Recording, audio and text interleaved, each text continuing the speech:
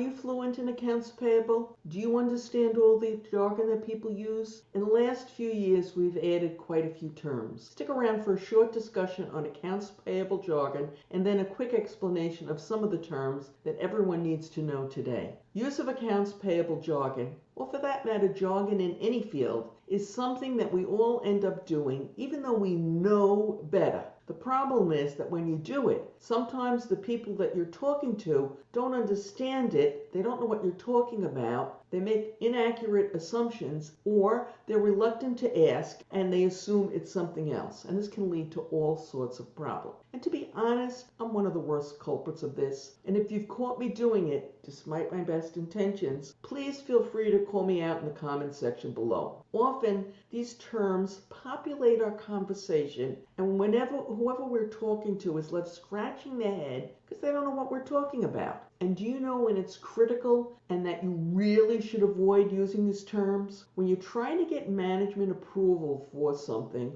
or you're making a proposal which will enhance accounts payable productivity, go out of your way to make sure you don't use any jargon. As an aside, don't feel bad if you don't know what certain terms mean that we're about to discuss. This happens to me all the time, and I'm forever getting on the internet checking them out. And then when I see what it is, it's like a head slapping moment, or how could I be so silly not to know that? Or sometimes I learn something new, in fact, quite frequently. So here's a hint. Don't be afraid to check out a term someone else is using on the internet when you get back to your office if you don't want to ask them. So now let's go through a handful of terms. They're in alphabetical order, so it's not that one is more important than the other. Let's get started. Accounts payable term number 1, ACH. We talk about it all the time when we're talking about payments in the United States. Note that when it is written, it is in all capital letters. Basically, ACH stands for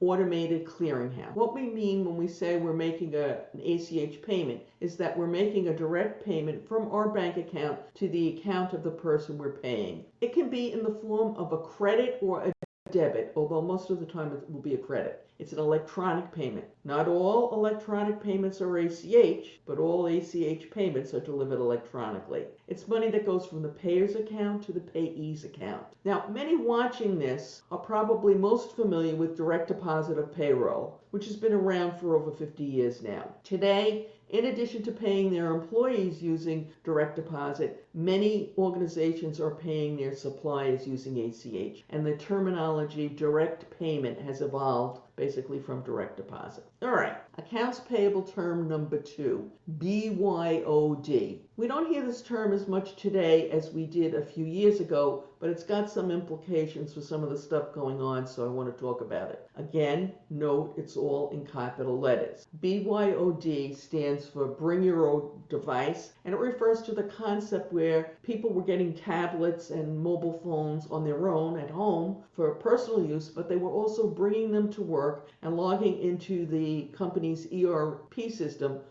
sometimes, by the way, without proper fraud protection. I want to take this opportunity, as I mentioned, to talk about a related term that many of you probably haven't heard, but is starting to permeate the business community. It's BYOAI, and it stands for Bring Your Own Artificial Intelligence. And this refers to individuals who go out and get their own AI accounts with applications like ChatGPT, Microsoft Copilot, maybe Google's Gemini, which was formerly known as Bard. I don't know why. I thought Bard was such a classy name. I don't know why they changed it. Okay, but back to the subject at hand. And so it's when you're getting something personal and using it for your work applications. Accounts payable term number 3, GPO. Most of you probably know this, but I thought it was worth including it as it is jargon of sorts. Again, note it's comprised of all capital letters and it stands for Days Payable Outstanding. It refers basically to how long it takes to get an invoice paid. Many of you are probably already calculating it.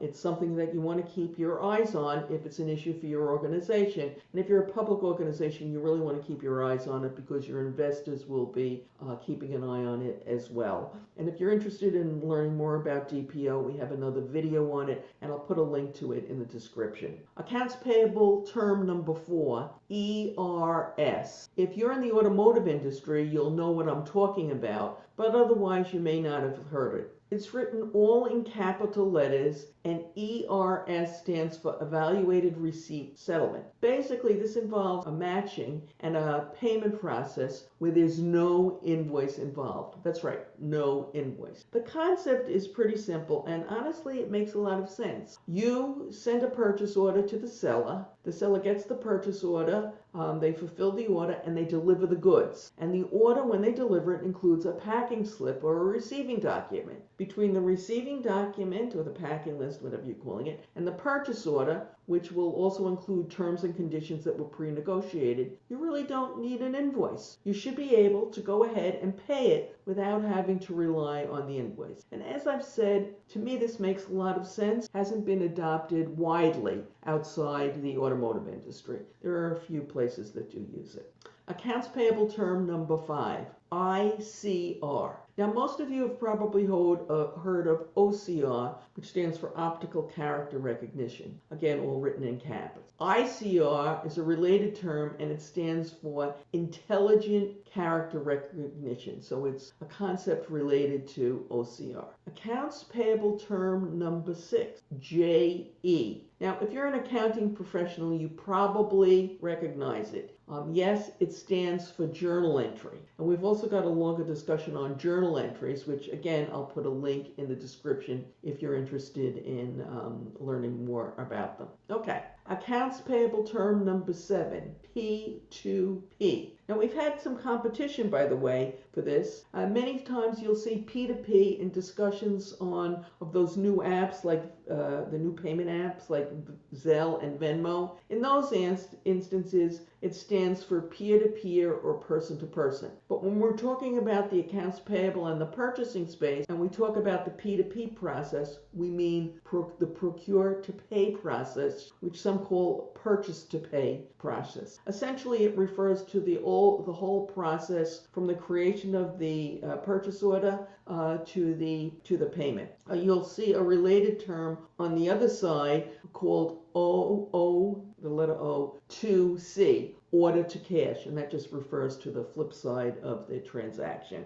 If you're in credit or receivables, you'll know about that. All right, moving right along, accounts payable term number 8, RPA. You'll most likely hear reference to RPA, which again is written in all capital letters, in discussions about invoice or accounts payable automation solutions. It stands for Robotic Process Automation, and typically it has inherent in it some component of AI, which hopefully you know stands for Artificial Intelligence. Accounts payable term number 9, SOP. No, we're not going to call it a SOP, although I'm sure many people do.